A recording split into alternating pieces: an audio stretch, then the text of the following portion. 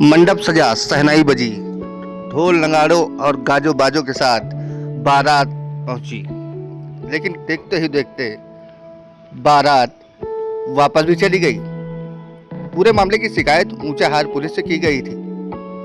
क्या है पूरा मामला, आइए जानते हैं पीड़ित परिजन की जुबानी।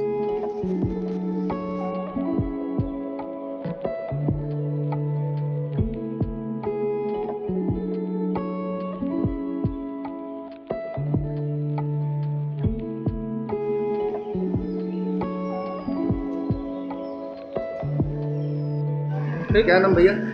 देवनाथ जी मेरा। कहाँ के रहने वाले? जी खंडारीपुर। क्या हुआ? जी मेरी बहन की शादी रिश्ता लगा था। मेरा रिश्ता तय हुआ था 2 साल पहले।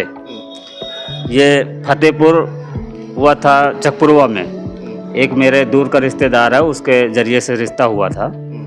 और रिश्ता तय होने के बाद तो भाई डेट वोट रखने के लिए बातचीत किए कि हाँ डेट रखेंगे।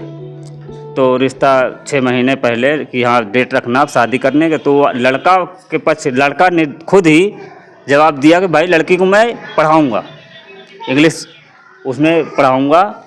अपना लोग मना किए, मना करने के बावजूद लड़की को एडमिशन कराया रायबरेली में। 1 साल पढ़ाया। हम लोग सब लोग बाहर रहते हैं, 4 भाई हैं, बाहर रहते हैं। 1 साल पढ़ाया। 1 साल पढ़ाने के बाद खुद ले आते थे ले जाते थे? नहीं, खुद, हाँ खुद गाड़ी से ले जाते थे, ले आते थे। फिर करीब 6 महीने बाद एक बाइक कहीं से ला के दिए, महीना खाड़, उससे भी अकेले भी आई गई। और उसके बाद फिर 1 साल हो गया, अपना पढ़ ली, कोर्स कर ली। उसके बाद फिर बोले कि हाँ रिश्ता आप करना, आप तो कर लो। 1 साल हो गया, पढ़ा लिए। तो फिर डेट फाइनल हुआ। मैं गया इनके घर मार्च में, 25 मार्च को गया था। और अप्रैल में शादी बनी कि हाँ 24 अप्रैल की तिलक थी और 30 अप्रैल की बारात थी। और फिर इनने डिमांड रख दिया मांग जांच का, तो 1.5 लाख रुपए में तय हुआ। नहीं, कल बारात थी। हाँ कल बारात थी 30 अप्रैल को। बारात नहीं ला रहे थे क्या? बारात पहले वहाँ नहीं ला रहे थे, यहाँ पे। और क्या कह रहे थे? वो 1.5 लाख रुपए का डिमांड रख दिया कि 1.5 लाख रुपए मेरे घर पहुँचाओ तो बारात लेके आऊँगा मैं। फिर अब भाई हमारी बहन थी, रिश्ता करना भी था, तो हम भेजे पैसा लेके। 1.5 लाख रुपए? हाँ। फिर भेजे, फिर इनने बारात लाया। बारात लाने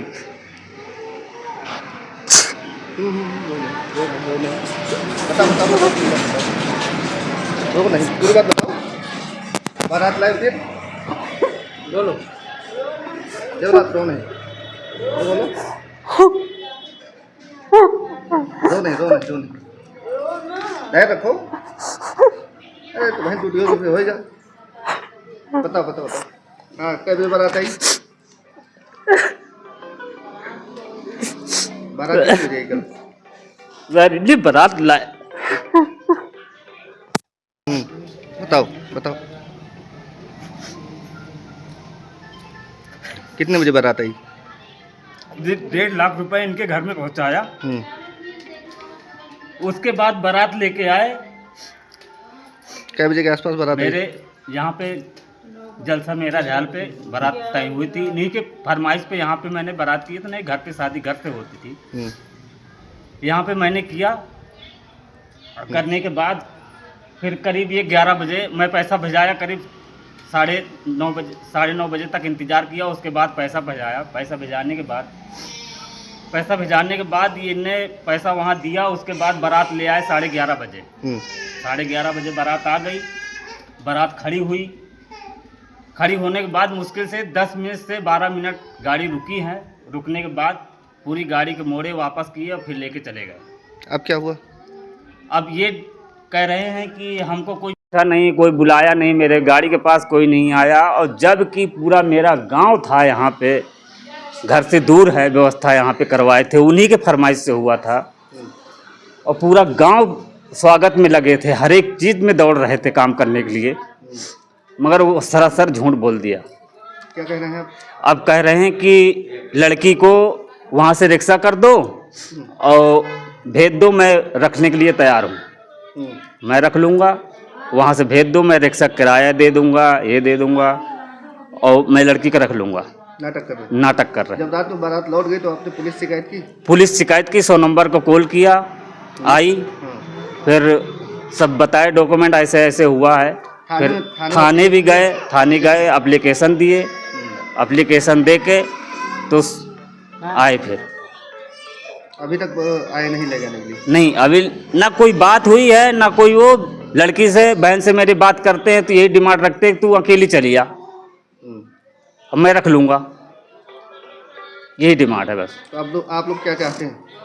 हम लोग ये चाहते हैं कि आएँ, जैसे लिखा पढ़ी से जैसे मर्जी हो, लिखा पढ़ी रह गया और क्या रह गया, आप लिखा पढ़ी के साथ शादी करें, और मेरे बहन का जिम्मेदारी सामने अपना लिखा पढ़ी से और करे, ले जाए अपना, चाहे मंदिर में करे और चाहे चले थाने पे करे, कोई दिक्कत नहीं है हमें। मामला यही नहीं खत्म होता, मामले में नया मोड़ तब आ गया जब पुलिस के हस्तक्षेप के बाद बारात वापस आ गई और दोनों पक्षों की सहमति के बाद वर और वधू ने 7 फेरे लेकर सारी रस्में अदा की। ब्यूरो रिपोर्ट, सारसमा लाइव टीवी।